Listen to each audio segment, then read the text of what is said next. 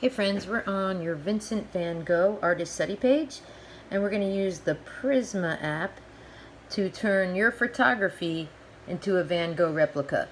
And this is for creative photography. You get points for the title is the artist name, so let's look at the artist. We're looking at Vincent van Gogh, and this is his famous Starry Night. So it would benefit you to see which Van Gogh you like the best. And this was in the 1800s. Impressionism, where they showed the brushstrokes, was a new thing after the Renaissance period had all their brushstrokes blended perfectly, like Leonardo da Vinci. And now Van Gogh has loosened up to express himself in art. So this is the VanGoghGallery.com. You guys can look up Van Gogh and see which of his art you like. This is the art story. Vincent van Gogh was born in the 1800s. Remember, you need 3 to 5 facts. The 1800s is the Romantic period, the time in which Van Gogh lived and when he was born. So you could read all about his family and get your 3 to 5 facts. That is a self-portrait of Van Gogh. And he, as you know, if you've read about Van Gogh, he was depressed. And he did express himself in art. There's his sunflowers, which if you have me as a teacher, you will see the print of the sunflowers where he signs his name on the vase up on our wall. So how do we make your photograph into a Van Gogh replica for digital art? Well, go to YouTube, and I have made a video to help you with this. It is titled Art Apps, Mrs. Renee Smith's Top Picks, free. So how to get the Prisma app, you go at 19 seconds. My 1-minute video for you tells you exactly how to do it. You could do some really cool effects that look like you made your photography a painting. The one I'm going to show you today is Prisma. Prisma, that's the free app. Alright, so I am going to, with this, hit gallery. The word gallery is down here, gallery. And with gallery, I get to go and use my own photography. So I'm going to get my dog Chicolina, or the ducks. I'll get the ducks that I took with my students when we went out. Now it's going to pop up and say, hey, you could spend money and get better than this. You just exit out and you could get it totally for free.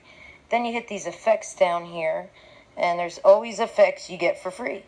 And then there's always effects where they say, hey, if you spend more money, you could have this effect. You see how it just changed it? Let's try this effect. So you could go through and try all these different really cool effects and make your photography look like you spent hours editing and having all these really cool different looks. And then if you find the one you like, you could save it or do a screenshot or both. A screenshot is one easy way to email your photos to yourself and add them on your Google Drive, and you could. All right, so that's one way. I also on Google Classroom will share another video of how to use the Prisma app. So say you have your screenshot, you've edited your photography, anything you want, it's your series with your theme, and then this is on email. If you sent yourself your photography, you have been taught how to do an artist study page on a piece of paper, like I did here with paint and designing your font. You could photograph that and then overlap and design all of your work, including your photography. Here's my original photograph of the flowers, and here's the one where I edited on the Prisma app to make it look like a Van Gogh replica. Can you notice the difference? This uses Impressionism, which if you look at the other video, and that is a painting, you guys who love working with paint can continue to work with paint and photograph your work. And then since you're working from home, we are going to, I added this onto the Google Drive by clicking on that. You can then go up to Google Slides and create for me a slide or a document. There's slides, and you can add all of your photography onto a blank document. Here's one I've already done for you to show you that you can layer, do a background color. You can put as many of your photographs and your facts on your slides as you'd like. Then you could submit them to Google Classroom and I could grade them, or you can share them after you hit File over here and add them to your folder with your name on it, because remember, that's one of the standards, the state standards for creative photography and art, is that you are creating a unified body of work with a portfolio, with a digital file, a portfolio.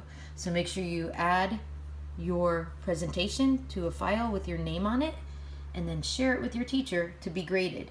You can also add it on artsonia.com and share with your family and friends, and they could get prints of your work. And you can share it on Google Classroom to inspire one another. So you could put your facts and your photography all on your Google Slides and hopefully have something amazing. Now I'm going to create a new one based on my backgrounds. So I'm going to insert an image that I have on my drive, because I showed you how I added my photography onto my Google Drive. So sometimes you have to search earlier this month by date and to find where your drives are, your photos are on your drive. And if it didn't go through, you might have to hit the add again. Let me show you how to get there. Or do you have it in your folder? If you have it in your folder, you click on the folder you've added it to, double click on it, and all of your photos that you've added in your folder should be there. So I'm going to start clicking on my photos that I want to add on my document, so that way I could submit them for my VanGogh Artist Study Page. So please email if you have any questions. Have fun with this, and I'm looking forward to seeing your VanGogh Artist Study Page with your replica done digitally.